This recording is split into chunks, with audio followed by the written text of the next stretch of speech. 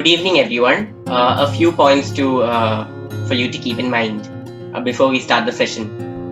Please keep your microphone off for the duration of this webinar so as to not disrupt the proceedings. You may turn your video on or off as per your convenience. There will be 3 different parts for this session. The first session by Yousuf sir, the second is a panel discussion, and the third will be a Q&A session, which will be at the end. For the Q&A session, please make sure that you raise your hands if you want to ask a question. The moderator will then pick 5 participants at random from those who have raised their hands for the panel and the speaker to answer. You will be allowed to unmute your microphone by the moderator only during this time. Introduce yourself and then ask the question to the speaker or the panelist. I now hand over the stage to Nayana for the introduction. We will now officially start the session.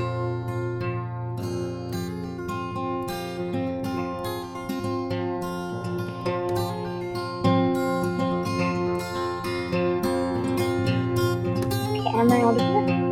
Yes. So, good evening everyone, and a very warm welcome to the second session of the 𝗬𝗀𝗀𝗃𝗃 webinar series, an event organized by Notikums Event Management Pvt. We are the student-led initiative that aims at promoting awareness about world issues in the youth. Our flagship event is the Global Youth Colloquium Model of the United Nations, also known as 𝗬𝗫 and UN. So this webinar series aims at keeping the youth in power with the happenings of the world and encourages them to share their thoughts about the same. We decided to name the webinar series The Secret of the Circle to portray that the decisions here occur without a power hierarchy, symbolizing a circle which represents unity, harmony, and equal consideration of all its participants. Today's webinar is on countering online hate and fake media. There are so many recent instances where the spread of fake media has aggravated prevailing issues. For instance, as the world races to find a vaccine and a treatment for COVID-19, there is seemingly no antidote in sight for the burgeoning outbreak of the coronavirus conspiracy theories, hoaxes, anti-mask myths, and sham cures. Social media has amplified these claims and helped neuroscientific believers in each other. The flood of misinformation has posed a challenge to Facebook, Twitter, and other platforms which have found themselves accused of censorship for taking down misinformation on the virus. Yousuf Saeed, independent filmmaker, writer, and designer, has been exceptionally vocal on instances of hate speech and violence and is on a crusade against the fake news brigade that is thriving in our country through the different media. This is why he is the most suited person to hear from on our topic today. Welcome, sir. We look forward to your talk. We request you to now take the floor.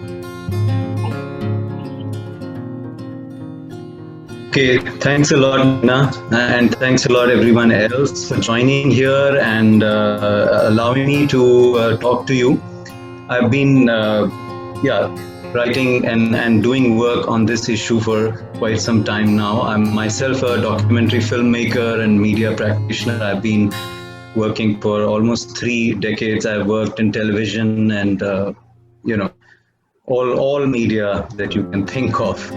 So let me begin by saying that this presentation that I'm going to make, it's not meant for your career advancement, or it's not supposed to, give you some kind of a skill upgradation or anything.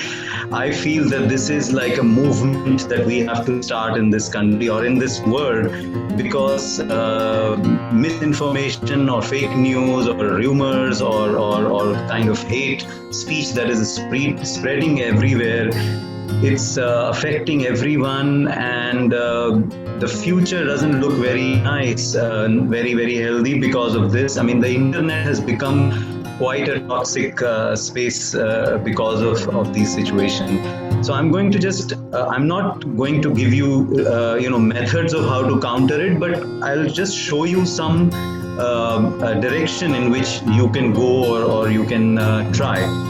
Now, let me begin by, I'm going to show you a slide show. So let me begin by sharing the screen, the slides, so that, it will kind of help you.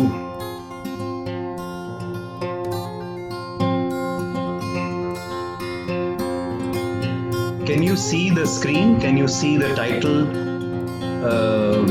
which says countering? Yes. Yeah, okay, great. So let's begin. I want to start by showing you a few book covers, books that have recently come out. Recently meaning that in the last 3-4 years, people have written many books on this, so that you will know that what I'm going to talk about is not something just from the top of my head, or it's something that I'm just speaking like that. It is something that people have researched on, people have written books about it, and so this is a serious issue that we are dealing with. There are books that talk about how fake news and misinformation has been peddled for so many years, how parties have been winning elections, how corporations have been working for their own agenda using these mediums. So you can find these books anywhere. You can find these books. You can buy them offline, online, and you can read them. So there are books that talk about how a certain political party, prepared an entire army of trolls, and how Facebook and Twitter and all these companies actually helped create this kind of a situation.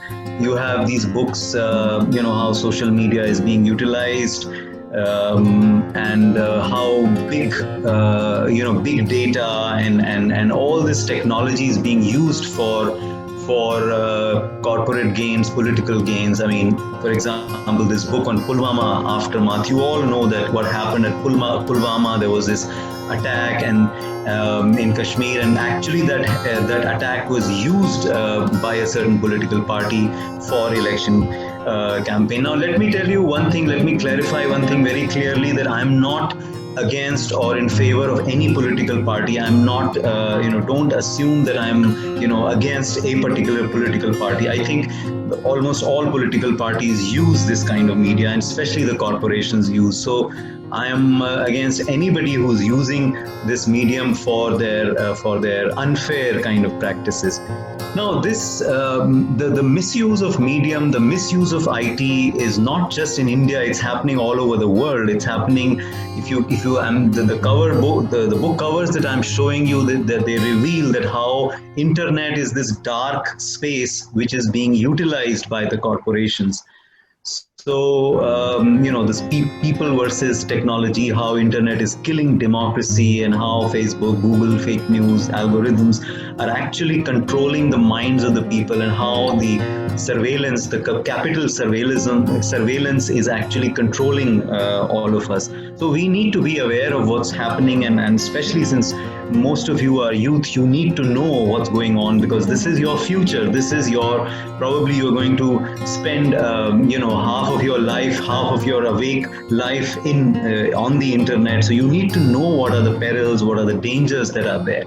Just recently, we heard this news. This Wall Street Journal came up with this story that Facebook's hate speech rules collided with the Indian politics, and how a certain political party was actually putting pressure on Facebook, and they were going along with that pressure. So we all know these stories, what has been happening, and how elections have been won, how these cyber senas have been created, and cyber IT cells have been created to win elections. I'm just showing you a few examples of these, these logos and these things that I found on the websites, how a certain political party, and I'm not saying only one political party, even Congress, all even Aam Aadmi Party, they all have cyber cells or IT cells. And it's important. I'm not saying that you should not have it. You need to have it. But the point is that how truthful or how honest you are in your campaign, in your propaganda. What is the end result of your propaganda? So these are things that we need to look at, there are several websites that have been found of bringing out fake news and propaganda, and the most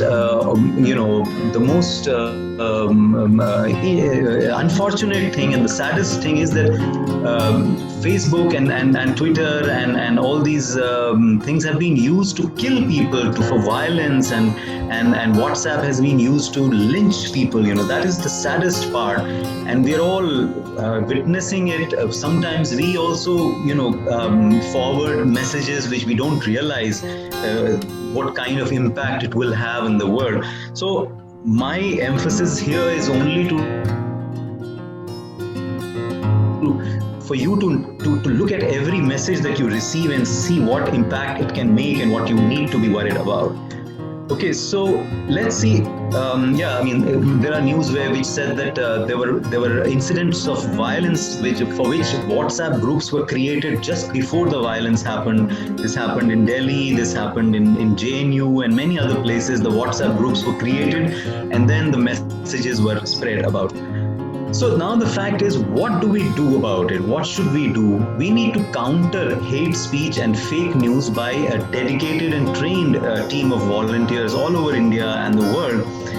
Okay, if you can't be part of this, team, if you can't really be a volunteer, then at least what you can do is to, at least do something to counter it. At least be vigilant in your life. So this is what I am going to tell you. What are the things that you can do? What each of us can do? We can detect fake news and fake photos and videos and report them. We can detect bias and prejudice and sensationalism in news. We can participate in online discussions, debates, and influence the people who have negative thoughts. We can kill rumors and false news, discourage people from forwarding or sharing fake news. Then build online communities and campaigns on constructive themes and persuade others to join them. You can write petitions, complaints, public interest litigations. There are many things that each of us can do. We can promote peace, secularism, equality, democracy, justice. These are the values that we need to promote. So I always say that, when you are countering hate, don't counter hate with more hate. Don't counter people with more violence. Counter it with love. Counter it with values of equality and democracy and justice and environment. All these things. This is what we have to counter it with.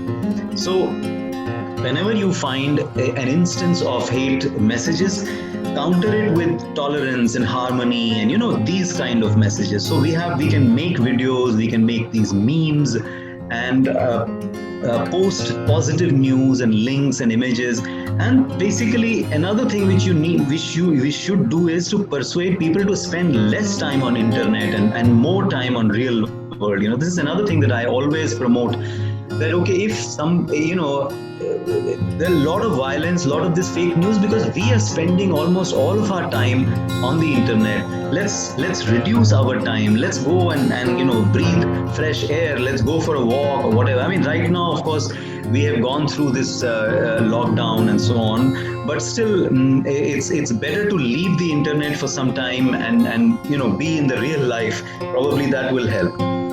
So what can we do? Now, the first thing is to recognize fake news. How do we recognize fake news? When you read a news item, the first thing is that you read past the headline.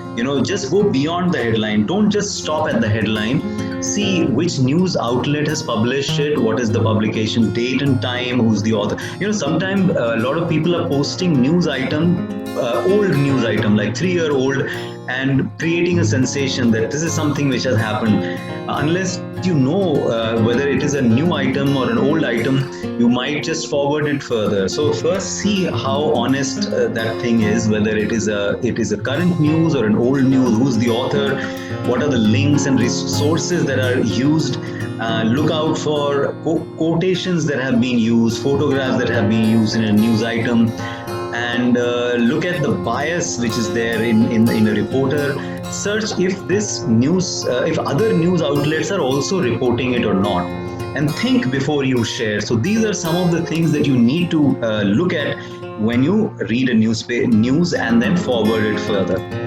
Now, how to judge and rate a newspaper or news portal or a TV channel? This is something very important. Most of us, we don't know what a newspaper or a TV channel is, how credible or how authentic it is. So we need to create our own hierarchy of which newspaper is more credible. So look at the past record or history or authenticity of the newspaper or TV channel. What is their editorial policy? What kind of policy they follow? What kind of ideology they follow? Is it left, right, center, neutral, secular, scientific, religious, whatever, dogmatic?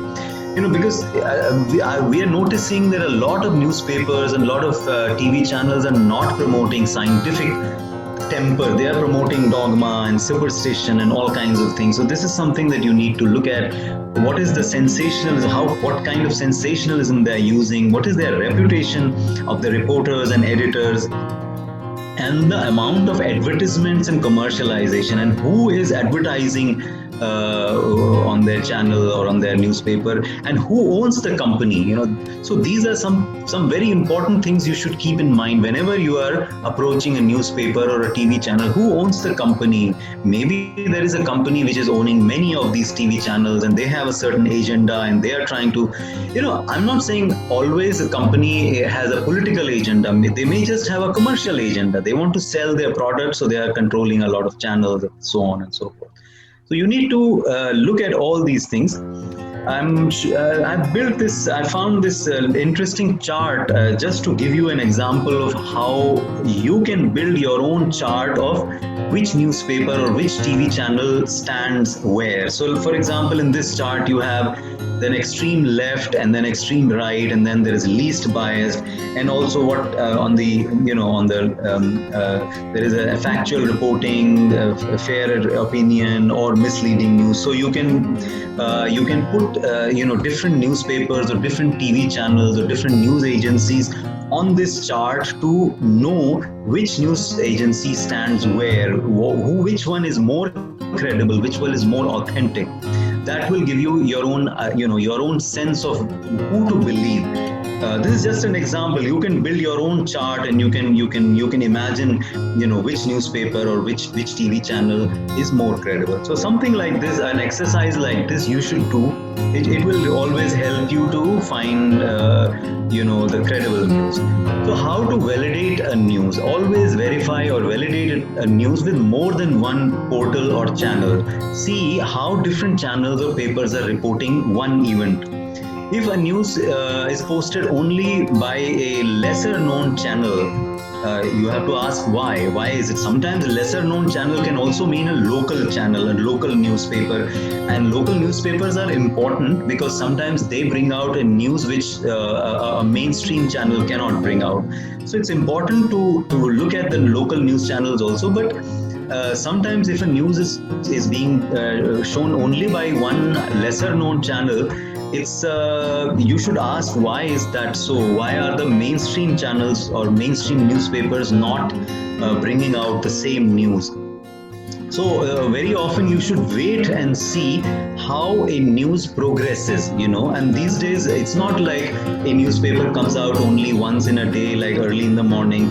These days, newspapers, you go to a newspaper, every 15 minutes they may be changing their news items. So a news really progresses, after 15 minutes something else happens.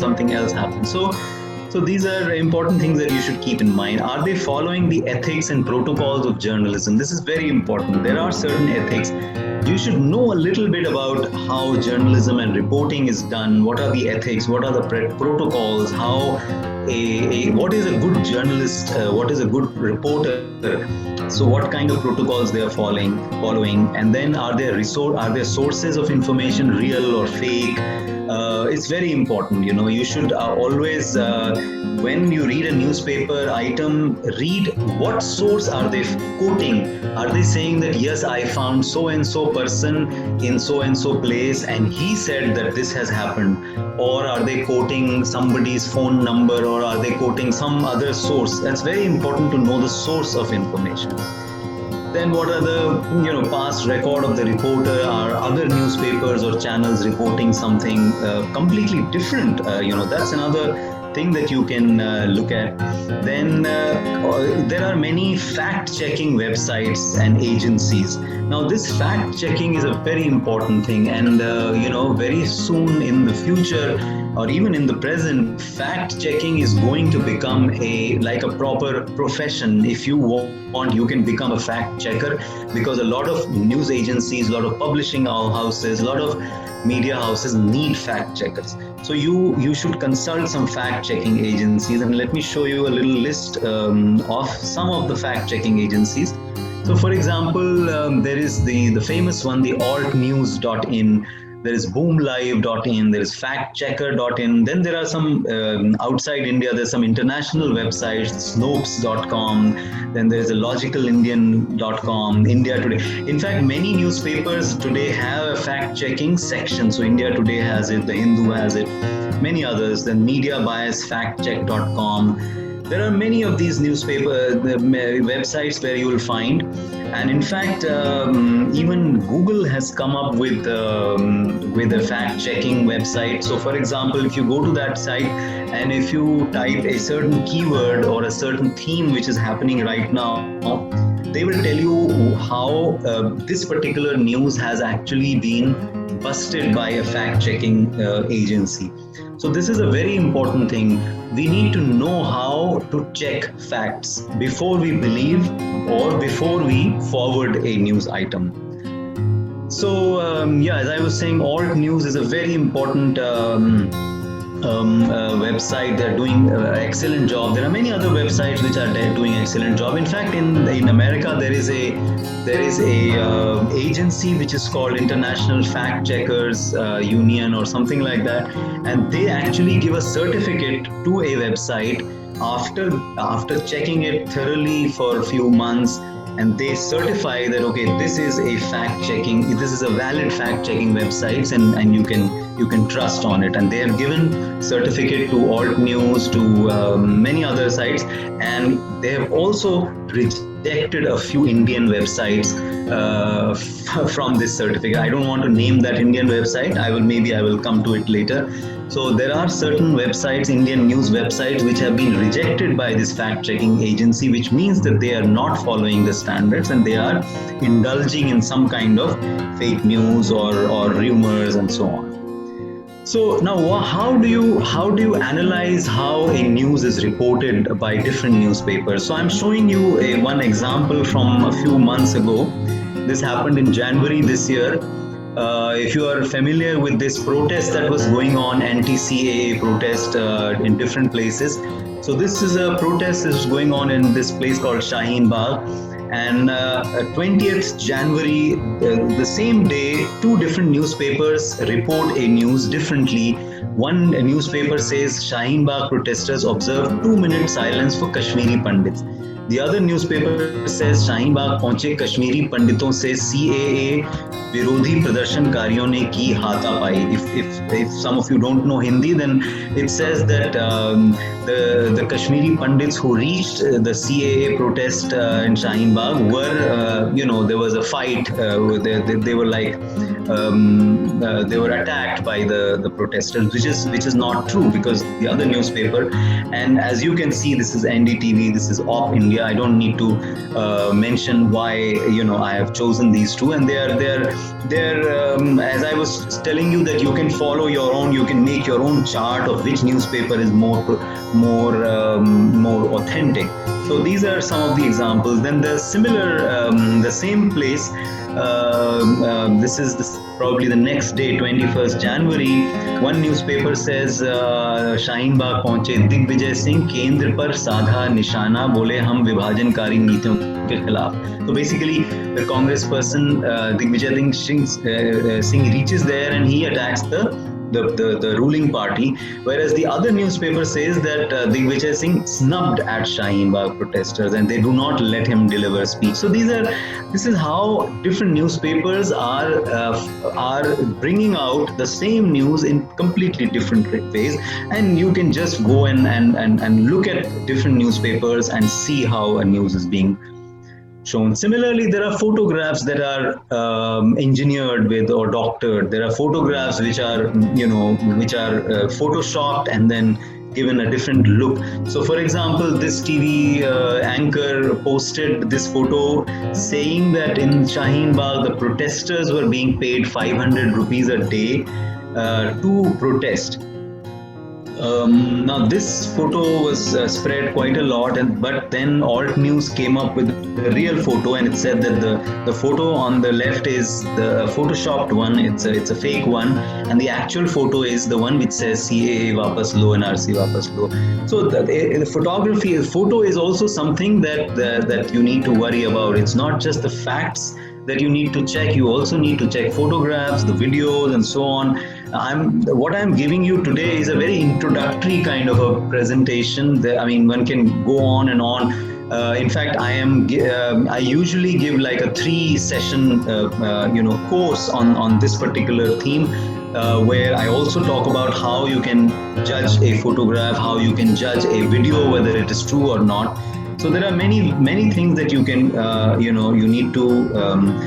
There are many photos that are engineered. So for example, this is a famous photo where the original shows Gandhi and Nehru, whereas somebody doctored it and added this woman and said that Gandhi used to indulge in this sort of practices and so on. So all kinds of funny things come out.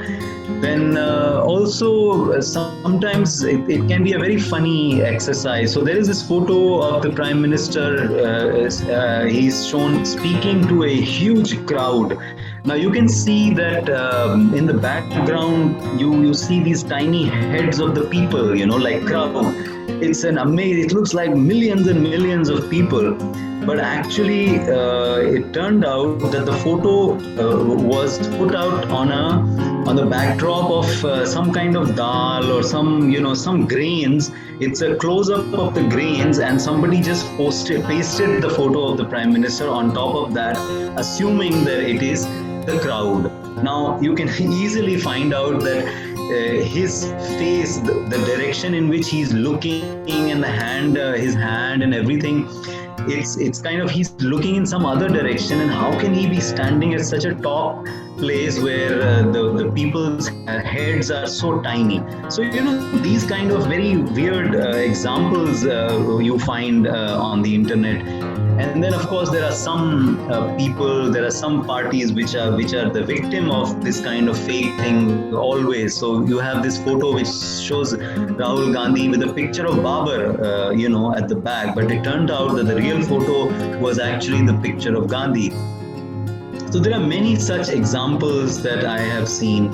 So what do we do about that? There are many ways to validate these photos. So first tool that you can find on the internet is the reverse image search. Reverse image search is basically you go to images.google.com, and if you have a particular image and you want to know what is the history of this image, has this been used earlier, where did this image come from? So you upload that image on Google, images.google.com, and then if you are lucky, you might be able to find where this image was used earlier. They give you the whole history of that image. Most often, sometimes they may not have the history, but most often you will be able to find where this image is coming from. And sometimes if an image has been manipulated or photoshopped, then you might find the original image also on Google. This is just an idea. I'm not saying this is 100% reliable, but very often you find your image. Then there are many other tools you can find on the internet. For example, photoforensics.com. So if you upload a particular image which you are doubtful about, then what they will do, they will tell you, they will give you the details of that image.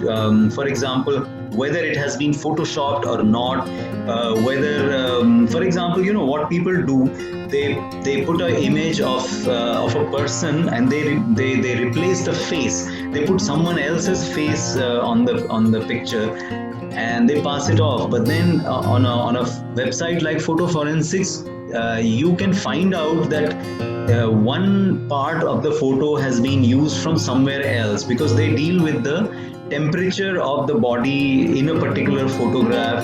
Some technical things like that they find, and then they will tell you that whether this image has been manipulated or not. So there are many tools that are available on the internet, and it's very but the only thing is that you have to really spend a lot of time, and I would request that all of you should spend some time, at least be familiar with what is going on the internet, what are the tools available, and how you can find out whether there is a photo which has been used, which has been manipulated. And sometimes you don't have to really depend on these technical things. You use your common sense, use your logic, and use your historical kind of sense, and you might be able to figure out that, oh, there is something wrong with this photo, somebody has done something with it, and you go back to it, and you do some search, you go to different search engines. Searching is also a very important thing, to search something on Google appropriately and correctly. That is also an art, I would say. Because you change the combination of your keywords and you will get a different kind of search results. So search is very important. You need to learn how to best search the internet for what you are looking for. And sometimes if you are lucky, you might come up with a surprise and you say, oh my God, I was thinking that this is a real image, but it turns out that it is something else. Somebody has manipulated this image. So there are many tools that are available. There's tiny.com, tineye.com, and many others. I've used some of these.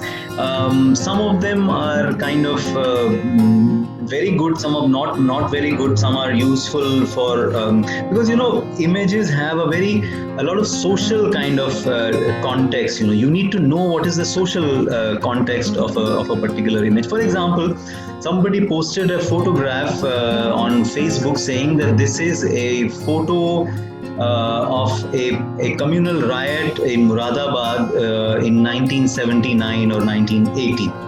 Now, I looked at that photo, and it was basically a person carrying an injured person in his hand and on the road, and at the back of that person there is a road divider, and there are some buildings. Now I saw that, and they said that this is from 𝗬𝗏𝗏𝗏 1979. I said this looks a bit difficult, because 𝗬𝗏𝗏𝗏 is a small town, and in 1979 there may not have been that kind of road divider. It's a very advanced and a very big road divider. Then I did some research and I found that photo was not from 1979 𝗬𝗏𝗏𝗏. It was from Bombay 1993 riots. Because in Bombay it is possible to have such a big road divider. So you have to use your logic, you have to use your knowledge, you have to use the context, the history. You have to know if somebody is claiming that this photo is from so and so town. Maybe you should do some research and find out whether that town really has that kind of backdrop, that kind of market, those kind of, sometimes in a photo you see a market, and in the market there are shops, and on the shops you can find addresses, and that's a very easy way to find out whether it is really from that town. So I would say that even if you see a photograph used in a very authentic news paper or a TV channel, always doubt. You can always doubt and say that, look, this doesn't look nice, and go into it, go do some research and find out. Maybe you will come up with a surprise. Maybe you will tell, and mostly on Facebook and Twitter and WhatsApp, etc. people post all kinds of things, and sometimes you may find it, there may be some doubtful thing, and you may say that, okay, this is doubtful and I have a problem, and you do some research and you say, okay, this doesn't look nice, this doesn't look correct, there's something wrong with it, and you correct them so that they don't spread that news further. It is very important to stop a fake news, to stop a rumor, and even if you think that it may not be rumor, you can always say that, please don't spread this kind of news. It might create a problem. We have to be responsible. We have to act responsibly in all these things. So what do you do? What is the next step that you do after you find a fake or a biased news? You never forward or share any news without verifying You can write comments in the comment section giving your authentic reasons. Every newspaper has a comment section, so every news item you can actually you can write a comment, say that I have a feeling that this news or this particular fact which you are saying is not right, because I think that this town has this thing. So you can always write a comment, but be very don't lose your temper. Don't use kind of abusive language and all that, because in many of these comment section people use abusive language, people use trolling and all that. So you have to ignore that. You have to avoid that. You can write to the editor or the reporter about the bias or error. So it's not just the factual error, it's also the bias, it's also the prejudice that you might find. If you read a newspaper and you say that, if you read a news item and you say, this guy, the way he's describing this particular event, he's biased, he's prejudiced towards a certain community or towards a certain ideology. So you can always write to the reporter or the editor and say that, look, there is bias in your report, and this bias can lead to something bad, something dangerous. You can report or post these kind of items on social media about fake news, and you say that I have a feeling that this is fake news, because the more you spread, the more people will get to know. But always be careful that don't spread something which might incite people, which might make them to do some bad action or something. Always put a comment, say that I am forwarding this because I think that this is fake or whatever, some kind of a comment, and say that don't spread it without saying that this is fake news. You can report fake news to government agencies or media watch groups. You can file a court litigation against fake and false news. This is also important. Sometimes some TV channels or newspapers are actually deliberately bringing out false news.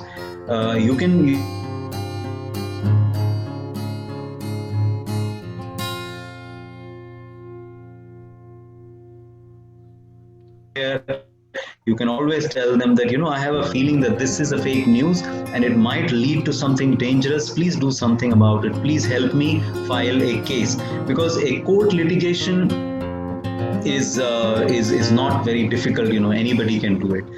Then you can boycott or channels or portals that report some kind of a bias, fake news repeatedly despite warnings or appeals. So these are some of the things that you can do.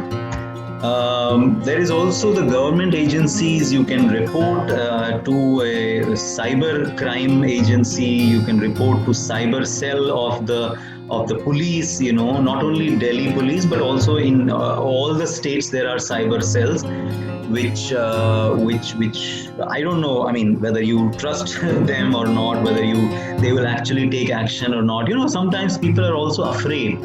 They don't go to these police reporting or anything because they are afraid. They think that it might go against them or something like that. But don't be so afraid. Report if you find something bad. You report it to either the cyber cell, or you can report to some news agency like Alt News or something like that.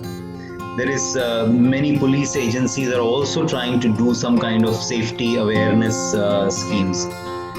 Now comes the social media platforms. Now I'm sure we are all, most of you are on different social media platforms. There's Facebook, Twitter, WhatsApp, Instagram, YouTube, etc. And these are, of course, they are very good for spreading your messages, sharing with people and sharing photographs, videos, and just having a great time. They're very good, but they can also be rather dangerous at times if you spread something bad. Now, what happens? Why do people troll on the social media? What is the reason for that? Now, I feel that one of the reasons for trolling is that the internet promotes these hidden identities and fake profiles that are difficult to pinpoint. Anybody can be on the internet and they can have a fake profile or they can have some fake name. You don't know who that person is, and because they are fake, because they are hidden, they can manipulate, they can abuse you, they can troll you, and do all kinds of things.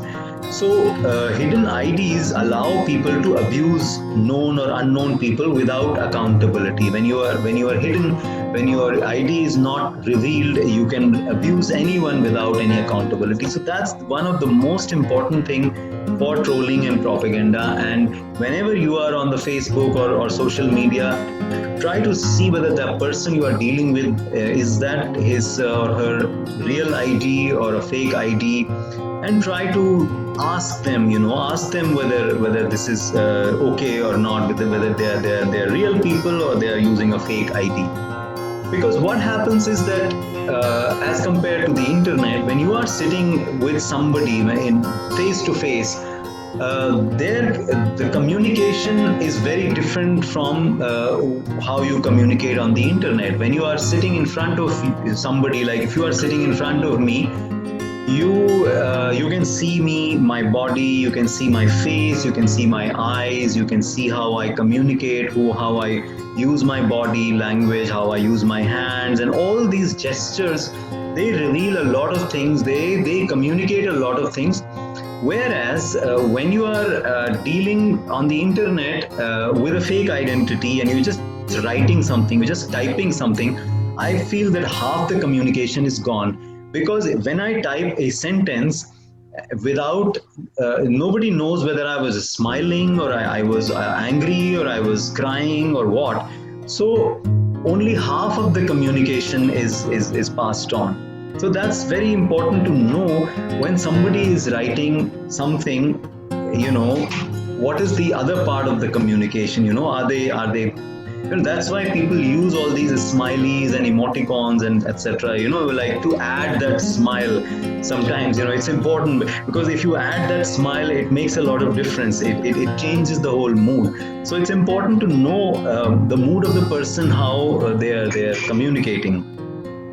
So our goal, if you are into this kind of volunteering or this kind of activism, your goal should be to build online relationships with people and get to know them and get to know their real identities rather than the fake identities. Because as long as they remain fake, they will continue to abuse. The moment you know their real identity, then a sense of responsibility comes. So it's very important that a responsibility is there. Unless you are responsible for your actions, for the sentence that you are saying, you're not being honest about things. So it's very important to know the real identity of the people. Now, what kind of people we find usually online? There are some people who are already converted or convinced about your thought and about your ideology, and they agree with you. They are fine. They are your friends. You already deal with them. There are some people who will never get converted, who will never get convinced about your idea, however hard you try. So they will always remain what they are. Then there are some people who are in between. They're like in the middle part somewhere. They are kind of, you can convince them if you deal with them properly, So these are the three types of people you find on the internet. And I believe that this third part, the third type of people who are somewhere in between, who are kind of on the periphery or on the border, you need to be very careful with them. They are the ones who you can actually convert towards your thought. And I believe that people who cannot be convinced or who will not get convinced, and they're always trying to abuse you or troll you, they are only a small minority. They are not too many people. The biggest minority are the people in the middle, who are somewhere on the periphery, and you can very carefully try to convince them about peace and this communal harmony and secular values and equality and constitution and democracy. All these values, this is what we have to promote through our work on the internet. So, and I'm not saying that you don't deal with the people who you cannot convert or convince. You have to deal with them. You have to talk to them also. You have to talk to all these three types of people. The people who are already converted, who are already agreeing with you, you have to tell them also so that they can help you, in your cause further. The people you cannot change at all, you have to continue trying them also, because they're very important. You have to, at least our message should go to them. We should tell them that, look, we want to change our country, we want to bring peace, we want to bring communal harmony, we want to bring progress to our country, and the progress is only possible when all the people are involved in progress, all the people are treated equally, all the people are treated according to the Constitution of India, and so on. So these are the values which we have to talk about. And so these three people you have to convert, you have to somehow convince in your way. I'm not saying that you are the correct one, I'm not saying that I am the correct one. Even we have to change, even we have to read up, we have to see what we are fighting for. We are fighting for equality, we are fighting for equal rights for everyone, whether men, women, whichever religion they belong to, whichever caste. We have to fight for the equality. So the best way to fight for that is to talk about Indian Constitution, and we have to convince people somehow. So and also, when you are debating with people, you tell them that, look, if you are serious about debating a topic, you need to study more authentic sources of information, be open and transparent about your identities, follow a certain protocol of debating. Debating and arguments is also something very important. Many people don't know how to debate and argue. And don't depend only on the online sources. Also talk about, I read so-and-so book in which this is what is mentioned, or something like that. And when you are debating with somebody, you don't see them as opponent or enemies. See them as part of the society, and see them as part of your own society, and you have to deal with them, you have to live with them. So debating is also very important. And usually what happens in a debate, that you make an observation or a claim or an allegation, and then you have to see whether that observation is based on opinions or facts. But this is very important. Most people don't know the difference between opinion and fact. They just make an opinion. They say, oh, so-and-so community is bad, so-and-so community, the entire community is bad. Now that is an opinion, that is not a fact. So you ask them that, okay, you have said an opinion, now tell us the facts. How do you substantiate? How do you, make this opinion? You have to give us the facts. So if you are saying that all the people in this community are bad, then you show me the facts, you show me the statistics, you show me the news, you show me the examples. And unless they come up with facts and evidence and proof, their opinion is useless. Their opinion is just an opinion, a rumor. So this is a basis of every debate, every discussion. Most people don't know this. They just say, oh, somebody said that Hindus are like this, or Muslims are like this, or Christians are like this. That's not true. You have made opinion. Now you come up with facts. And unless you prove your opinion with the facts, I will not trust you. I will not trust you. I will not believe in what you are saying. This is the most important thing. You should always insist. Whenever somebody makes an opinion, whenever somebody comes up with something, ask them, give us the fact, show us a link, show us the book, where is it written, how do you prove it, how do you say it. Don't just say that, this community was doing so and so things for so many years. Don't say that. Bring the facts, bring the real, proof of that. Because when we are doing, if you're all students, you're all people, researchers and students. Any researcher or any scientist, just think about a scientist doing some research. Unless a scientist brings the facts and proof, unless you can prove it step by step, nobody will believe what they are coming up with. Even if you go to a court, if you go to a legal court and you go to prove a case in front of a lawyer, in front of a judge, you have to show the proof, you have to show the evidence, you have to show the witnesses. And unless you try to prove it step by step, there will not be the correct judgment will not come. So So remember that a debate has to be done in this manner. I'm just trying to wrap up because I also want to take up your questions. So, so all these things are important. Now, also, I feel that when you are dealing with all these things, you should know a little bit about the technical expertise. You should know the basic computers and internet tools, copy, paste, save, search, how to take screenshots, how to organize data, because when you are dealing with trolls, when you are dealing with fake news, you have to be very organized. You have to know how to, so maybe in your computer you can keep a certain file or a folder where you organize all these things, how to download videos and images is very important, because sometimes a lot of things on the internet disappear. You see something, you see an image, and you say, oh my god, this looks fake, I must talk about it. You go somewhere, you tell people and you say, oh, I will show you this image. You go there and that image has disappeared. So it's very important to download videos, images, or copy the link of whatever you found so that you can verify it. You can always go back to it. So you should know how to do the image search, how to do reverse image search, how to do Google Maps.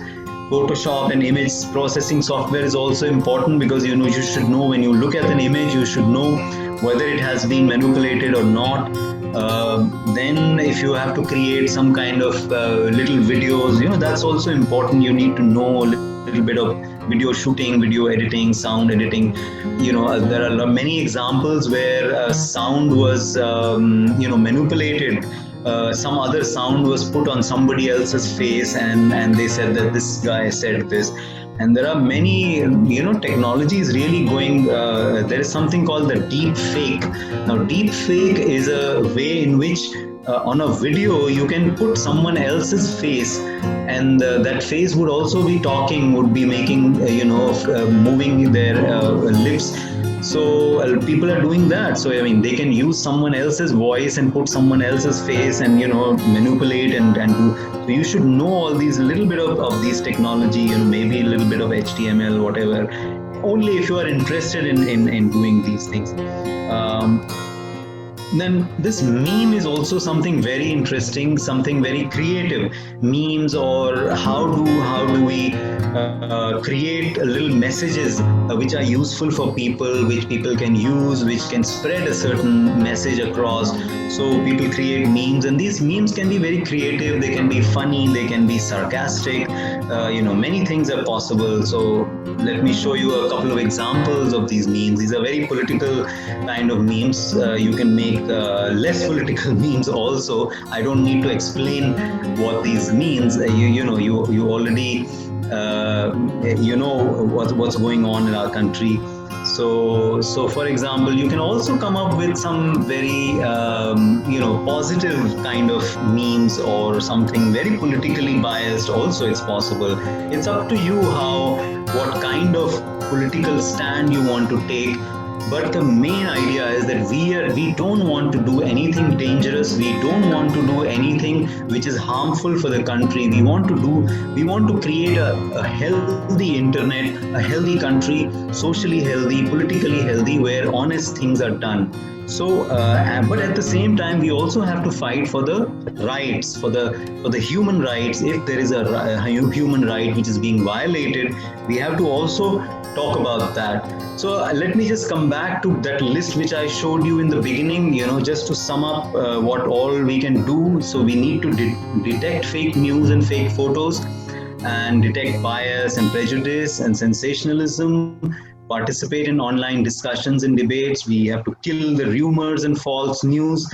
We have to build online communities and campaigns, and we have to persuade others to join them. We can write petitions, complaints, public interest litigations, and basically we have to promote peace and secularism and equality, democracy, justice, environment.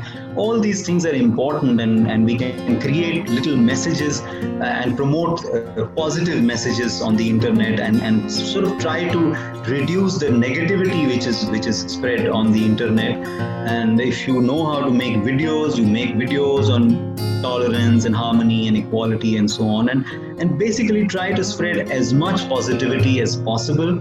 And then also try to spend less time on the internet if you can. You can open accounts on social media and create these communities, join groups, make interventions, try to enter into the discussions and influence people towards more positive thing. You record everything that you are doing, save screenshots, write reports. As I said, you download and keep things. And if you can bring more volunteers and build more teams to do this kind of work, it's very important to do that, because right now there is so much negativity on the internet, and we all have to come together and fight that negativity and bring in more positive and more healthy internet. There is also there's a website which we have created. If you wish, you can go to this website. It's called 𝗬𝗲𝗀𝗏.com. 𝗬𝗲𝗀𝗏 means taking part or being a part of this, or being like a stakeholder. So we all have to be stakeholders in this. There's a Google group that we have created. If you want, you can send me your email address and I will put you on this Google group. It's called COFAM, Countering Online Hate and Fake Media. This is my email address. So a lot of resources are available on this website 𝗬𝗲𝗀𝗏, where you will be able to get help from this. And you can suggest more resources. If you have some interesting things to share, you can share that. So this is where I conclude this presentation, and now I would be open to discussion, but I think before that we can have a panel discussion. Thank you all for listening to me. I will remove this. Okay. Thank you, sir, for taking time from your busy schedule to talk to us on this topic. It was most definitely an informative session. We especially thank you for the lists that you created for us to help us, in countering online hate, and for understanding the sources and how to make sure that fake news is not,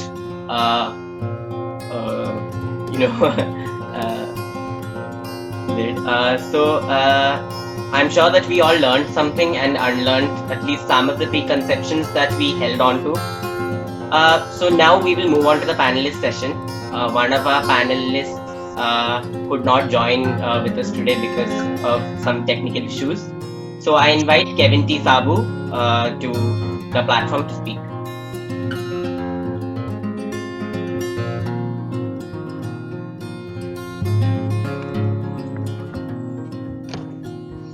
Thank you so much, sir, for this session in such a very informative manner. And sir, I've covered a lot of aspects that I really wanted to talk to. So I don't think I have to go to the technical part now. And then also thank you, Gokul, for such a moderation. So I think I should go talk about from sociological and historical aspect with the same, considering that's my field. So firstly, I would like to talk about the online hate and the international framework on the same regard, and then from the sociological dimension, then talk about the fake media and the sociological dimension along with the international framework, and then certain solutions adding on to what Sir said. So firstly, when we talk about the international framework and then the characterization of the same and the ideals behind the same, we need to remember that UNESCO have published in 2015 a Countering Online Hate report that was published in series of Internet Freedom in 2015, in which UNESCO have divided these 8 expressions and tried to understand the definition of the same and try to define, in which UNESCO have said that hate expression is of 3 types. A, expression constituting offense that can be criminally prosecuted, and B, not criminally prosecutable expression but that can be justified through restraints and legal civil suits. And the third expression that UNESCO identified on the same line is on expression specifically constituting incitement to practical harms of discrimination, hostility or violence. So which is something that you can see in sedition and other charges in legal aspect. Now, based upon these 3 types of hate expression, there are 3 levels in which we can identify hate. Hate online. A, that is expression of hate. B, expression advocating hatred.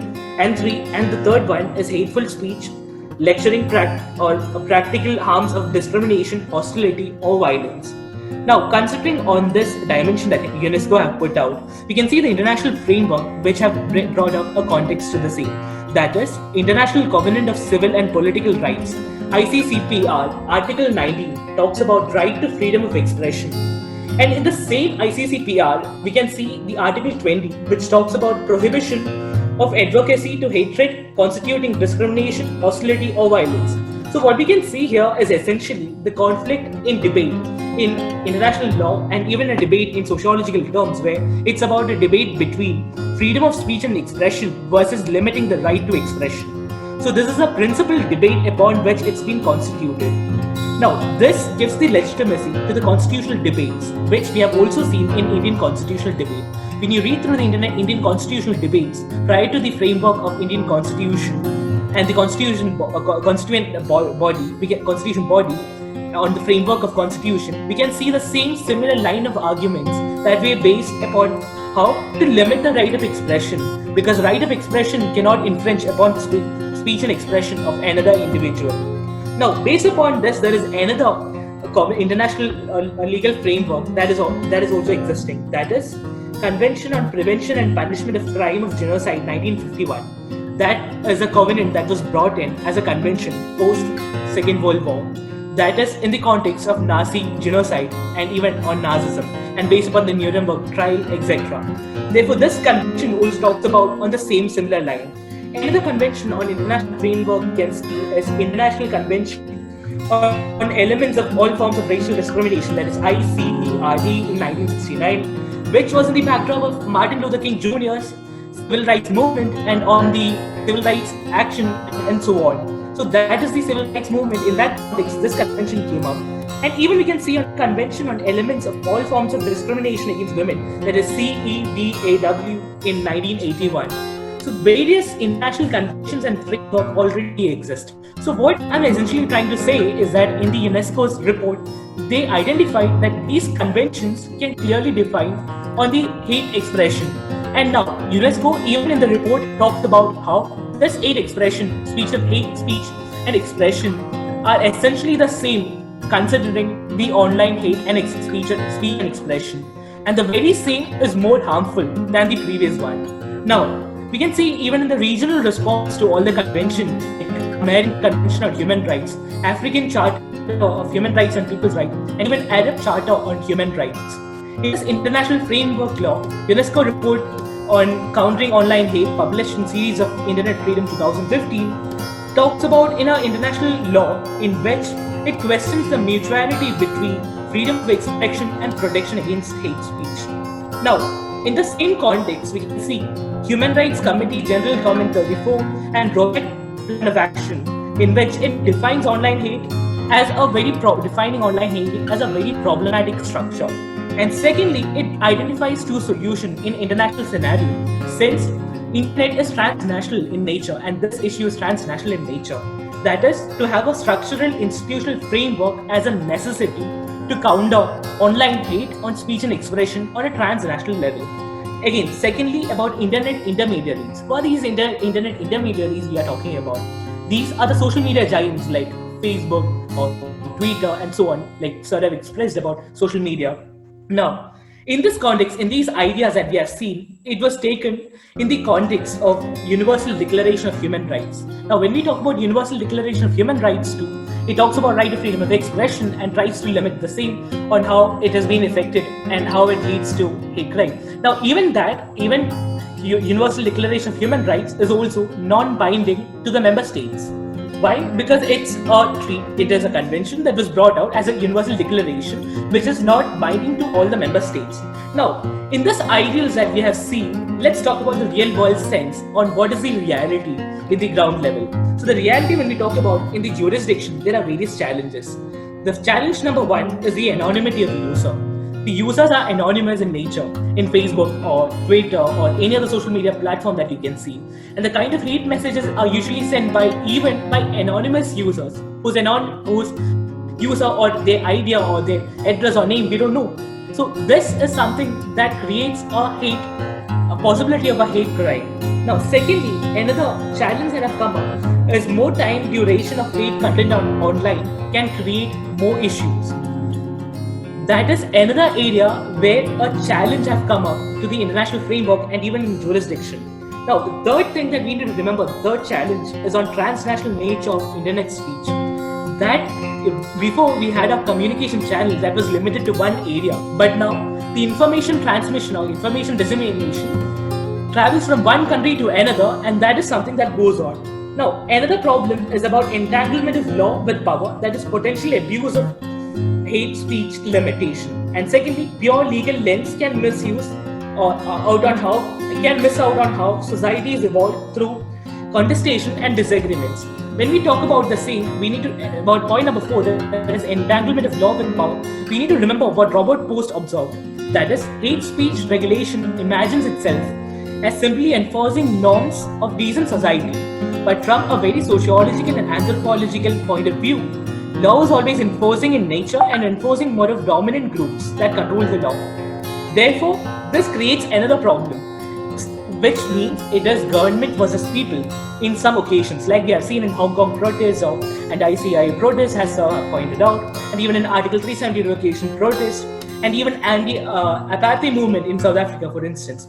So this essentially means for every Niccolo Machiavelli, who urged law to prohibit speech-induced hatred of a state, there will always be a Walt Whiteman who urged to hate tyrants. Therefore, for every Machiavelli, there will always be a Walt Whiteman. Therefore, this example can be seen in apartheid of South Africa, where hate speech law was used to criminalize those who viewed against white domination. So the basic essence of voice of dissent and how voice of dissent plays in is for the Reformation. Now, the final challenge that we have seen is on pure legal laws lens, in which we see can miss out on how societies evolve through contestation and disagreements.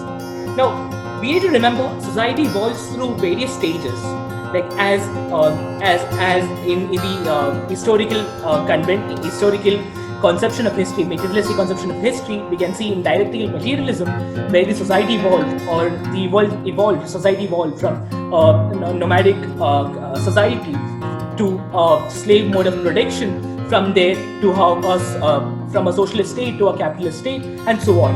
Now, in this dimension, we need to remember that hate speech gives a window into deeply rooted tension and conflicts, and even on inequality. Therefore, this contestation and disagreements gives us a lens towards what is the actual scenario on social norms. That is why on one level, online hate, media and so on can give us an idea on the same thing. So a primary solution that I'm talking about from a sociological dimension is to first tackle these deep-rooted issues like Islamophobia or sexism or racism and so on.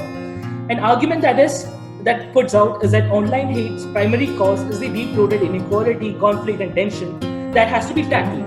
This is not my argument that comes up, but rather an argument that was legitimized by UN Human Rights Council Special Rapporteur on minority issue, which states that causes of hate crimes rarely occur without prior stigmatization and dehumanization of targeted groups and causing incitements to hate incidents. At the same time, only the most aggressive forms of hate speech constitute incitement to dehumanization, hostility and violence.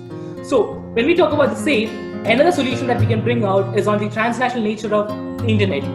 A coherent global regulatory standard or framework would ensure uniformity of governance and regulation.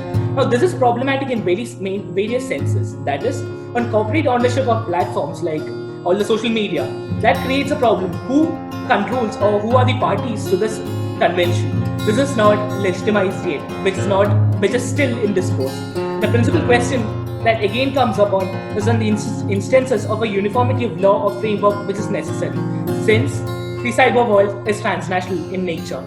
Now, the corporate media is always susceptible to external and political pressure, which cause due to the high focus on traffic on their platforms. Therefore, this also creates the same situation. Now, there is a ray of hope which we need to remember in Germany and France, which did an excellent job through fine and imprisonment. Now, we need to remember this is a problematic tool in third world countries, because it becomes a political tool where voice of dissent can be stifled through sedation or other acts. So this is another problematic nature. Now let's talk about the fake news aspect. Now, firstly, we need to remember how new is fake news. I'll give you an analogy. In July 21, 50 years of Neil Armstrong stepping on moon. On that very day, when Neil Armstrong's entry in moon, when it was celebrated, in United Kingdom, on that very day, the Chester plant earthers were busy distributing leaflets making 50 years of biggest hoax by NASA. Another analogy that we can see is on, as per Live Science report, only 66% of people aged between 18 to 24 in United States of America is confident that Earth is round. So this is something that even exists even to this day. So the fake news exists and the hoax theories and conspiracy theories exist. That is one way we can see historically when after Copernicus brought out on his ideas, after that we have seen how Galileo Galilei, for instance, was tried as hearsay by Pope Urban III, and he was put into a life imprisonment after Galileo pointed out in his works that the sun is in the center and the planets revolve around it, supporting the Copernican view. At that time, he was in house arrest and he wasn't even left out until his death. So now, this is the historical context. Now we need to remember that fake news is not new now. And even why hate speech and terror is interlinked and how fake news plays a vital role in it. When we remember the Christchurch shooting, there was a video that was claiming the massacre as an assault on European people and the crisis of mass migration. And even 19 minutes before 𝗬𝗵𝗄𝗃 shooting, the assailant put out a video statement in which he said, if we can get rid of enough people, then we can have a way of life that is sustainable. This is like a Malthusian gloom about immigration, where white man's version and etc. that was like it happened in British times. Even now there is a Malthusian gloom about immigration. Now when we come to the Indian context, sir have talked about the same and about how situation is problematic through WhatsApp universities. In WhatsApp universities, sir have talked about how in Rahul Gandhi's example, and even we have even seen how Gandhi Nehru family was pointed out in a limelight where it was said Nehru is Muslim and his previous generations were from Mughal dynasty and so on as a peacoat one. Such fake news is spreads, and that has been seen, that we have been seeing. Now, what is the impact on social dimension that we can see with all these issues? A, that is the othering of fellow citizens and name calling like anti-nationals and even the protests and selective outrage that we see. When the Black Lives Matter movement happened, for instance, there were certain celebrities in India who put out statements on Black Lives Matter, while the same celebrities did not utter a word when Akhlaq was killed, when 𝗪𝗪, 𝗪𝗲𝗪, etc. incidents happened in the country, when Gauri Lankesh was killed. There was no single statement from their side. This is the selective outrage that we see. Now, why educated Indians are also prey to the same? In 2019 Microsoft study, it says that 64% of Indians encounter fake news, out of which we have seen 400 million users in India are in WhatsApp too. So this also generates a problem. Now, it also creates an easy path for political parties to capture vote by playing identity politics by generating fake news factory. We have seen what happened in 𝗪𝗪𝗀𝗀 Jamaat and even in Kerala where 𝗪𝗪𝗀𝗀 web series, which is a new web series in which they morphed out and put out as a political party's tool in which he was attacked.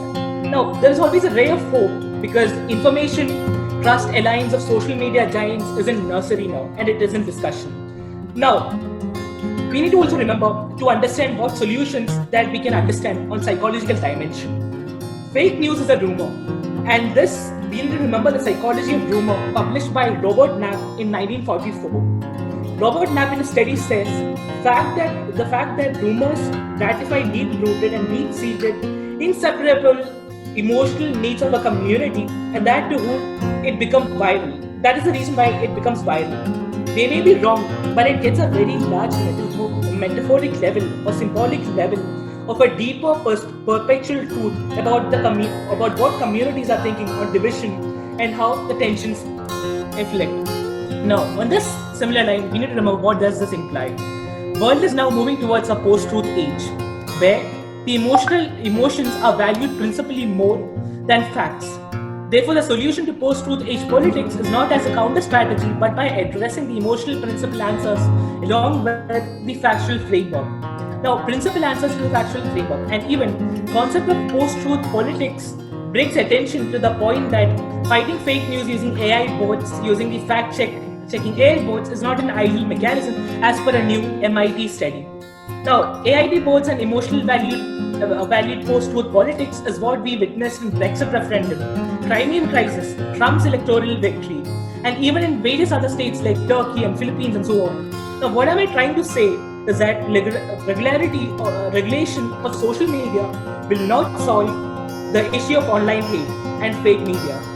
And we need to first tackle the primary root cause, that is deep-rooted hatred, inequality, tension, and social conflict through reforms, example like annihilation of caste, how Ambedkar talked about and pointed out, or else equitable education and employment opportunity for all, or channeling their focus on self-reliance and so on, like what Scandinavian nations did, for instance, how they invested in education and so on. Even then there are instances, but through which we can reduce these socially deep-rooted problems. And second solution that we can have in sociological dimension is depolarizing social discourse by political structural institutions. That means there should be a depolarized political discourse. And finally, there should be a structural institutional framework which is a necessary aspect. Therefore, I would like to conclude by bringing these points to your notice. Thank you so much. And thank you so much, sir, on the same. And I would like to give back to Gokul to go on for Q&A session. Thank you.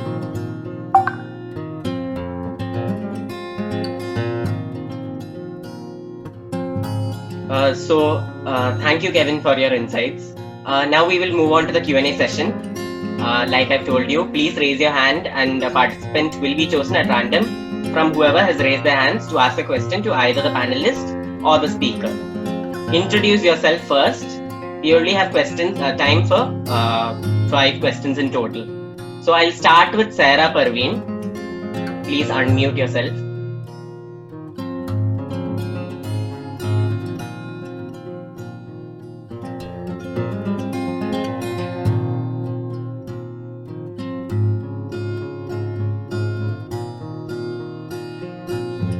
Sarah?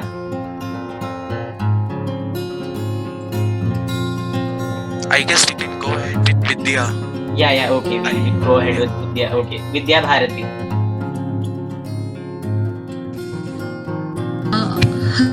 You hear me now? Yes. Yeah, I'm Vidya Bharti. I'm currently enrolled in Master's Program in Public Policy, National Law School of India, and I have done my undergraduate in social work from Tata Institute of Social Sciences. So my question here is to the speaker. So we were talking about how fake news has been peddling all over the social media platforms and how we need to have a fact check on it. But in recent times, the top news channels have been, showcasing or have stooped low to spread fake news all over.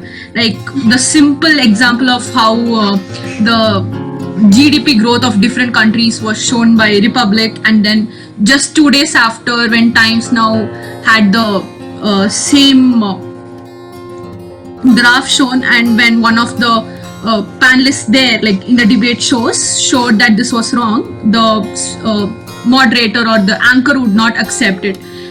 And this has been used as an example to spread how Indian economy is probably strong than other countries or have not fared like very bad than other countries all over the social media. Like, so when there is a credible source peddling continuous fake news like this, or about how the social media trials in SSR case, how do we go about it?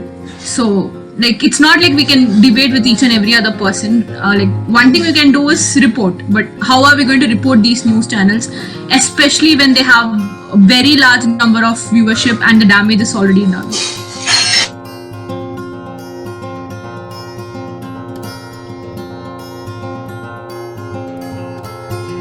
Yousuf sir? Yeah, so should I answer? Yes, please. Okay, so basically, when you have a channel reporting a fact, or not reporting, I would say propagating a fact, because the channels today are kind of propagating opinion. I was talking about this opinion versus fact. If you remember, if you were born at that time when Doordarshan was the only channel which used to come up with news, they used to actually come up with news rather than opinions. But today's TV anchors are actually bringing out more opinions, and they thrust their opinions on you. You have to believe on it, otherwise something will happen. So the fact is what to do in a situation like that, and I would say that you have to do your own research. As I say, that you have to critically read everything. That is the most important thing, how to do a critical evaluation of the media. And I think each citizen, everybody has to do that at your own level. I'm not saying that you have to be a researcher, you have to go into everything, but at least if you find a doubtful, some fact is doubtful, then you do your own research. When somebody is trying to promote that, our GDP is doing okay and compared to the world it is doing fine, and there are worse things happening in the world, etc., etc. It's very easy to believe if you think that the government is doing all fine. But if you have a doubt, then you go and do your own research. Then you look at some other newspapers, you look at other TV channels and see what others are reporting. Because whenever a fact like this, GDP, today's GDP or whatever, the last quarter's GDP was this, or the previous quarter was GDP was this. So obviously all this fact is coming from a source, and you have to go to that source. Is there an agency which comes up with this kind of a thing? So what is that agency saying, and what is this channel saying? So obviously the agency came up with the truth, but the channel is... Do your own research, and then the next step is to tell others. You have to, you should have your own community, your own kind of people, your friends with whom you can communicate. Tell them that, look, this channel is saying this, and I don't believe it because the other channel is saying this, that the source is saying this. So I think we have to be on this attentive kind of a mode, and we have to critically, because this is a very difficult time, and each of us has to play our own role in building a healthy society, building a healthy internet, healthy media.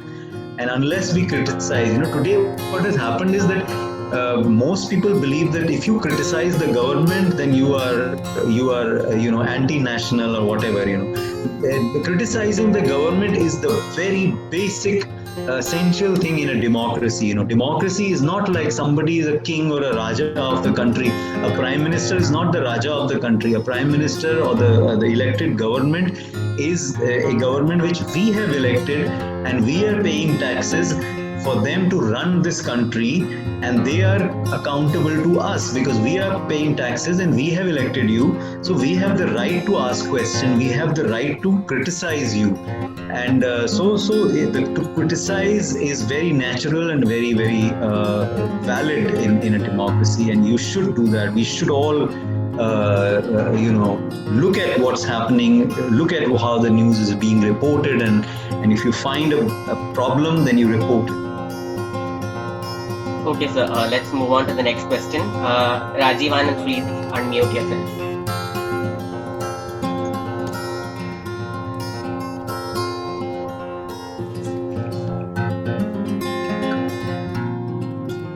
Rajiv Anand?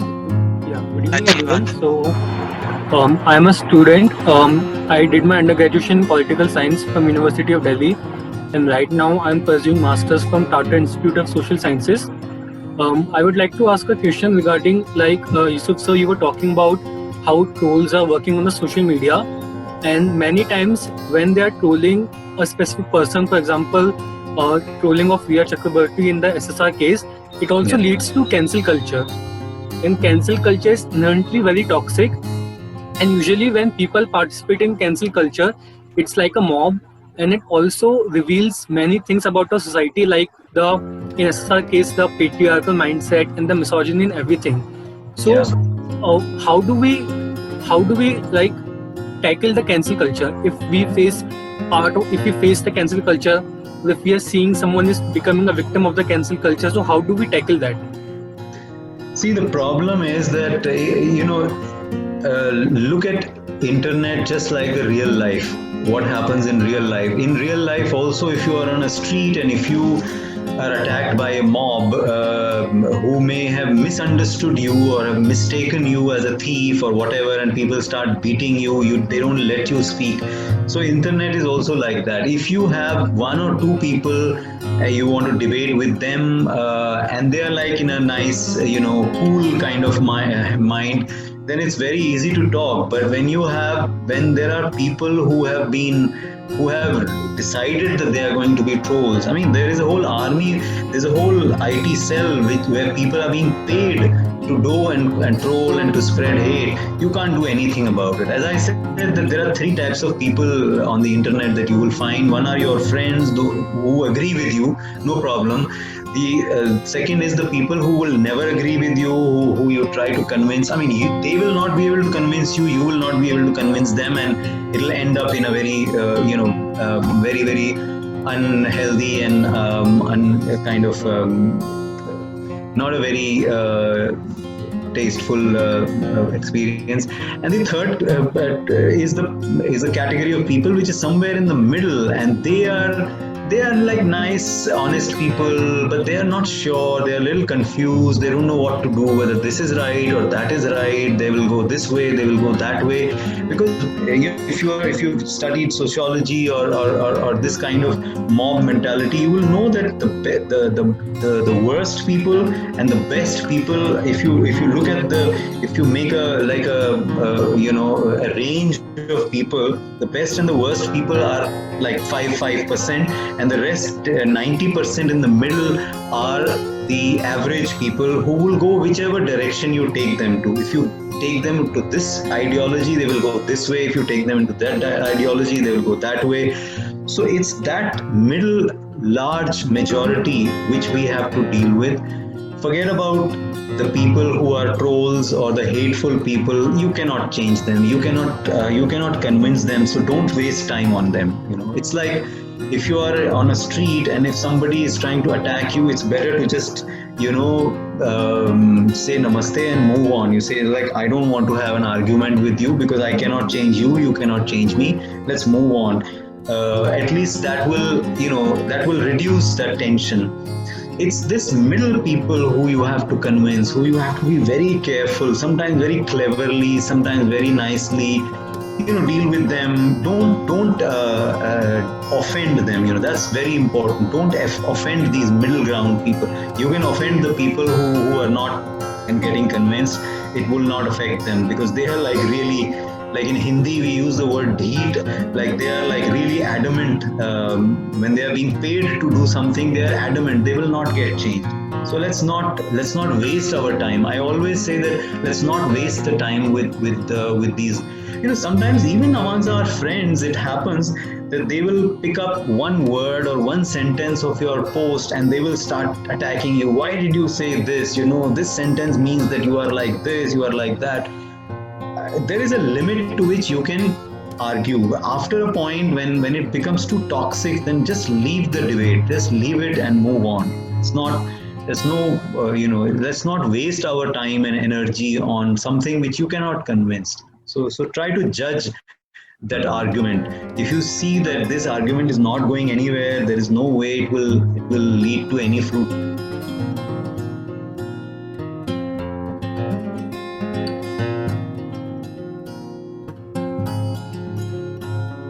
Okay, sir, we'll move on to the next question by Bharat B. Please unmute yourself.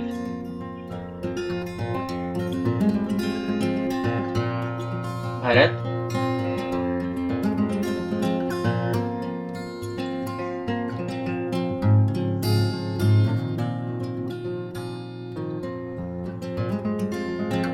Okay, We can move on to Sita Mic is... Yeah, till Bharat B comes back. yes. Sita Prajapati, please. Hello, so Sita this side. Yes, so it was really nice session from psychology on this. So my question was that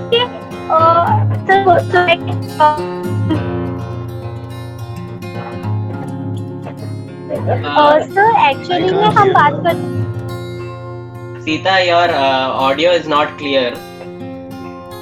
हाँ, हिंदी में बात कर सकते हैं अगर आप। Yes sir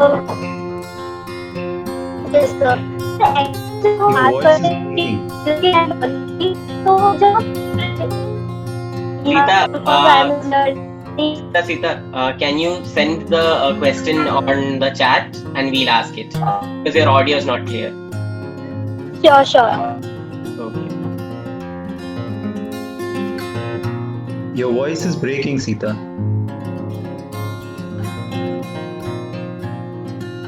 Yeah, so I do have a question, sir.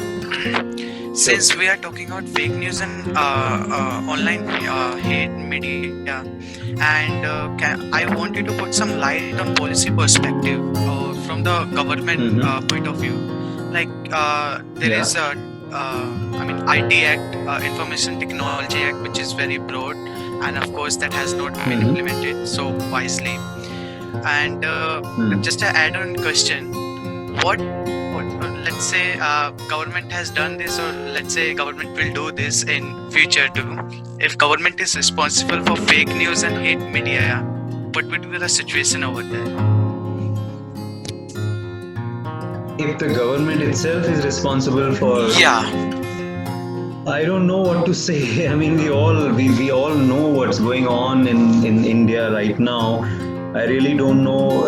I believe that our government, our democratic government, or the government setup is such that there are different institutions. If one institution fails, then you can go to the other institution. So I would say that even if the ruling party is behaving in a certain way, first of all you have the opposition.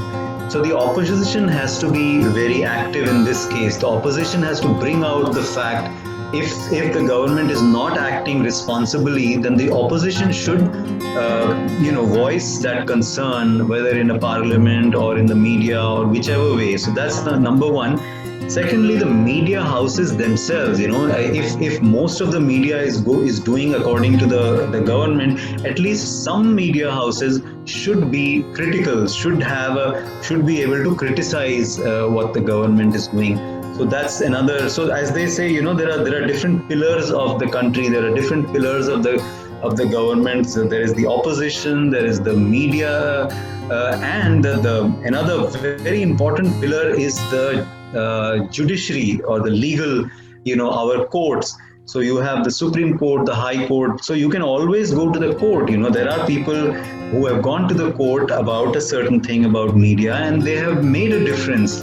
And as we see right now, even if you don't believe the Supreme Court will do anything, the High Court is doing some interesting things. The last few weeks, if you have seen, it's the High Court which we are finding more hopeful and more positive.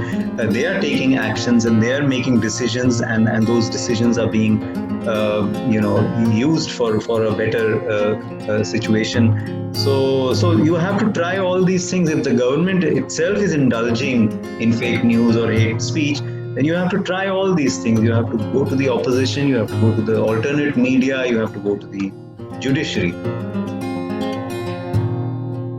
Okay, sir. We have Sita's question. She wants to know what we can do in a situation where, in remote areas or rural areas, because they depend only on TV and don't have any reliable sources. How would they, fight against fake media? Yeah, that's the most challenging thing actually, and we know that. Even though they don't have resources, but internet is there these days with the mobile phone and the WhatsApp.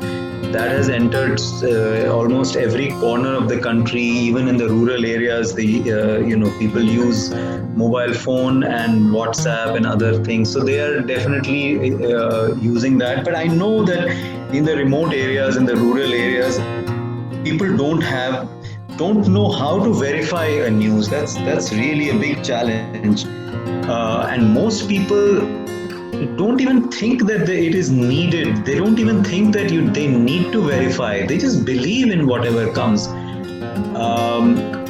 I mean, there is no immediate solution to that, because I think the biggest solution is education.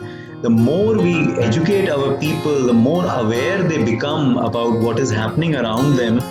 Only then they will be able to criticize or evaluate what they are watching. So maybe in the big cities, like we are talking in English and we are aware of what's happening and we can verify the news, but a lot of people in Hindi or other local languages, and they just believe in whatever comes. And not only the ordinary people, I'm talking about even the local reporters and journalists in villages. I mean, there's a very good talent in the small towns. The talented people who are reporting news, for example, or doing something on arts and culture, music of that type place. Very talented people, but the local reporters themselves don't know how to validate a news, how to know whether it is true or false or what. So that is a big challenge, and maybe we need to train. I mean, like this training that I gave you, this session that I gave you, I would love to give similar sessions to similar workshops to local reporters or students in small villages in Hindi or whatever. I mean, I know Hindi is my only local language that I can talk in, so I can give those presentations. If you know such a group in some small town or a small village, you give them my contact, and I mean, I would be happy to. And not just me. In fact, what I am trying to do is that I am giving you this information, and you become the trainer. You get trained into this. This is not something for which you need, like rocket science or something. I mean, this is something that I picked up myself. I made this presentation myself, and I think that this kind of presentation or this kind of training, each one of you should go into the villages and give this training to people, go to schools, colleges, and organize it. In fact, we can make this video recording available. I have that website that I gave you, 𝗧dari.com. On that I have put up some of my previous presentations. Well, so far they are in English, but I can give it in Hindi also. So we need to start this as a movement in every village, everywhere, that look at the media, look at the internet with a critical eye, see what is going wrong, how people are abusing you or manipulating you. And it's not just the political parties, it's these big companies which are more important. I mean, look at how Facebook is making money out of hate. I mean, this has just come out as a news, that they don't mind making profits, even if that news leads to hate and communal riots or whatever. So the companies, the corporations, they don't care. They just want their money. They just want their profit.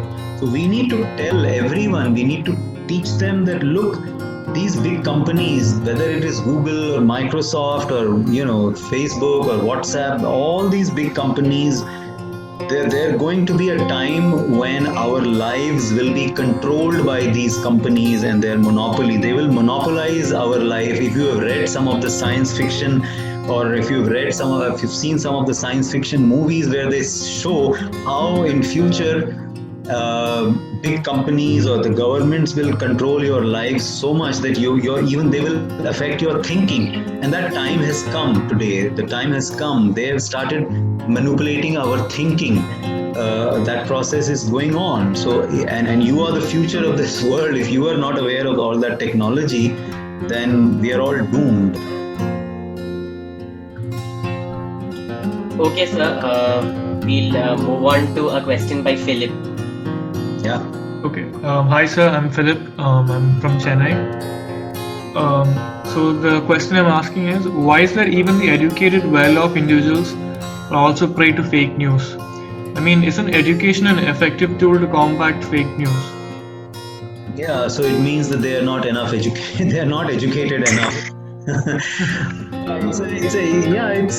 You see, again, as I say, that they are educated, maybe only the school education or the college education, which is not enough. I mean, just by getting educated, but just by being able to read a book doesn't mean that you are educated. So today we are dealing with this new technology, and we have to know what's going on.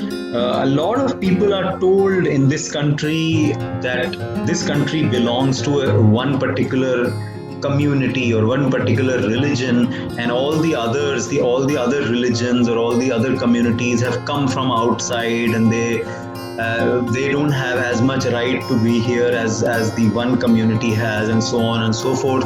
So that kind of mentality which is being given to a majority of the people, and they think that this is how it has to be. So therefore they have to spread hatred about the other community or the minority or whatever. This is the kind of thing which is happening in this country. And so even if they are educated, they will continue to believe, maybe because in their own homes, in their families, this is the kind of education which is given about a certain community. So the change has to be brought in that family, not just internet. Internet technology is nothing, the basic change has to come in our education system, in our families.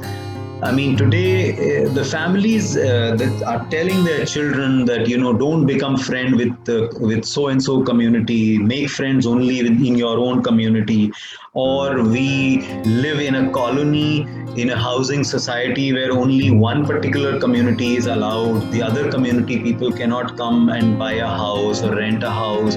So those kind of things are happening around us all over. I mean, if you are living in such a colony or such place where there is this Resident Welfare Association, RWA. Now these are very dangerous kind of things, Resident Welfare Association. They are creating some strange rules that, we will not allow people from so and so community into our. So all these things we have to first change that, and it's not just Hindu, Muslim. It's the it's the caste system, the Dalits, the women, the gender bias. All these things. There's so much in our country, racism. All these things. Unless we change that, the internet will continue to, because the companies, the corporations will actually use that. They will manipulate that. They will do that. And this has happened all over the history. If you know the history of India, I mean, why is it that the caste system and all these discriminations have not been able to be eliminated in our country? Because everybody used that caste system, in the Vedic period or whatever, ancient India, people used the caste system. When the Muslims came, they used the thing. When the British came, they also used it. So every type of community, every type of government is actually using that discrimination system for their own benefit. And so today, the capitalism is using that same thing. Capitalism depends on caste system and this social hierarchy. So unless we break that social hierarchy, unless we bring this concept of equality, we will continue to remain like this in this country. Okay, sir, we have our final question from Dr. 𝗬𝗶𝗶𝗃. Her main concern is with the kids. Prejudice and bias begins at home school. Over the years, right-wing governments at state and central level have been trying to saffronize history books in schools. How do we counter this? A very difficult question, because I'm not really into education. I mean, I would be interested in that, but it's a very difficult question, and it's happening. Every time a new government comes, they change the textbooks and bring their own ideology in that. Although organizations like 𝗬𝗫𝗫𝗫 and the organizations which create our educational material, they have been working hard to create balanced history books and all that. But it's a very difficult situation. I would say that textbooks are not the only source of information. Let the students read the textbook, but it is the duty of the teacher to give the context, to tell them that, look, here is a textbook, it is giving you a piece of information, but don't believe in that piece of information 100%. It is just, I mean, they have to talk about how a historian reads or writes history. A historian does not tell you the truth. A historian does not tell you 100% truth. A historian tells you what he or she thinks might have happened based on the source, based on a evidence that they find. For example, if I dig the earth and I find an archaeological material, for example, a little pottery, broken pottery from somewhere, and I say, okay, this pottery reveals that this is from 500 years old or this is 5,000 years old, and it means that the people used to use this kind of pottery. But you cannot be very certain about it. You can only say that I believe that this may have happened. I'm not saying that this is 100% truth. So this is a history teacher has to tell the children that, look, what you are reading in the book is an idea, is just an assumption that this may have happened. We are not 100% sure that this actually happened. But obviously, when you are dealing with little children, small children, you can't, for small children, there has to be like, the truth is like black and white. It is either this or that. So it's a very big challenge, I would say that small children, we don't need to teach them about very past, very old past, like whatever 300 BC or 3000 BC. I think you have to tell the small children history about your own family, about your own surrounding, and talk about things that they see around them. For example, pick up something like an object and say that, look, how old do you think this object is? Who may have created it? Maybe it was created by somebody who died, and what language they were speaking in, and so on and so forth. So the small children, you have to teach them a more realistic history, a history which they can understand around them, rather than talking about 300 BC or something. You can talk about the concept of time, let them imagine what time means, what 1 month means, what 1 year means, what 1 century means, what 300, one millennia means. So first let them understand the time. So, a history teacher has to combine both the textbook as well as imagination of the children. The textbook itself is not enough. So I would say that even if there are problems in the textbook, even if things are being changed in the textbook, we have to very cleverly weave through this imagination. We have to very cleverly tell the children that, look, don't believe in everything that the textbook is saying. Tell it like a story. Children, they get fascinated by stories. So you have to teach the history as a story, that this is what may have happened. But of course, in the story also, you can't tell lies. You can't, you can't stretch it so much that it becomes a myth. You have to avoid the myth. So it has to be a very, very careful. It's a very, it's like a tightrope walk when you are teaching small children. You have to tell the story, but at the same time, it should not become a myth. They should not start believing in myths. You have to break some of the myths which have been told to them in their families and so on. It's a big challenge. I don't have answers to that, but I know that the students, the teachers are grappling with this situation all the time. Thank you so much, sir. You almost covered the whole aspects of these difficult questions, and we are so delighted to know that your dedication and your volunteerism against this fake news and online hate, and you are ready to provide free workshops and other partnerships. We will surely call you to talk about all these technicalities. Sure. And I want to say something, that it has all this fake news and online hate has become a common phenomenon worldwide, especially during some movements, social movements, civil movements, and elections. And all the agencies are behind this. Corporate mafias, corporatization of fake news are being done. We have seen the case of Facebook, and it has just come to limelight. The scholars like you must know about this earlier too, and you must suspect that. So we'll move to the end of this session. It's already 9:21, and we hope that it's time. Yeah. Okay, so that was a wonderful Q&A session. We will now hand over the stage to Nayana for delivering the vote of thanks, after which the session will come to an end. Thank you.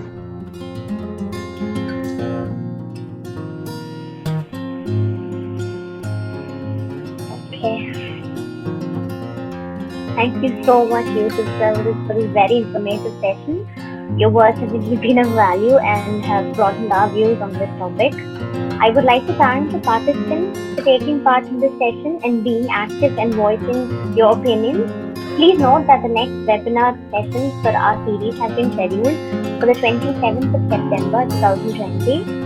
I would like to thank the Notikums team members for making this event possible, social media team for their constant posts and updates, the organizational team that looked into platforms for the webinar, and those who ensured the smooth and perfect functioning of the event, the panel members, and also the members who were in contact with Yousuf sir, without which this would not have been possible.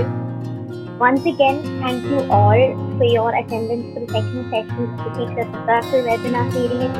For more details on our upcoming webinars, please do follow us on our Instagram page at @Notikums.official.